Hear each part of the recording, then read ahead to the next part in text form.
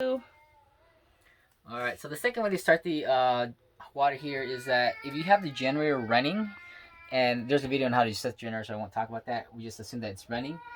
You want to make sure that this circuit breaker for number 6 is the water heater that is switched on. Sometimes I'll switch it off just because we have kids, and the kids like to, jump on the couch and switch this on and off. And if there's no water in the tank, it could burn the element and all this other stuff. So make sure that's switched on.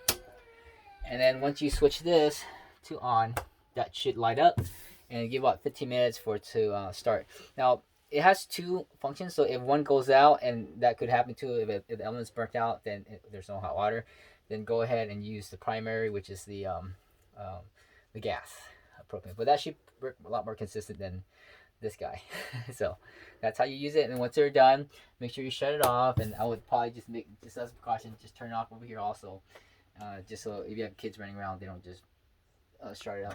Now the thing about that is that this uses electricity, so if you have two ACs running, you got the microwave, you got this running, it'll probably trip the breaker.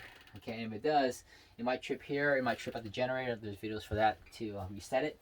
And if that's the case, also the refrigerator is going to draw energy too. So you're going to have to balance it out. So the more propane you use, the less load on electrical that you can have.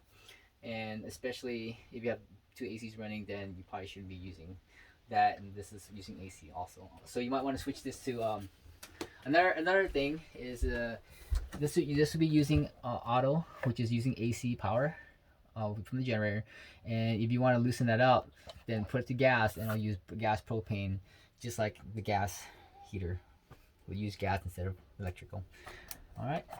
Okay, so in the first video with the control by the toilet area, yes, is using gas to heat our water. Yes, that's part one.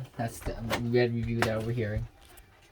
Part one was using gas and turning this on, which will get the gas going, but also make sure you have your water heaters on. So. Okay, so in here is gas if we want to use gas because our electricity is being used for our air conditioner.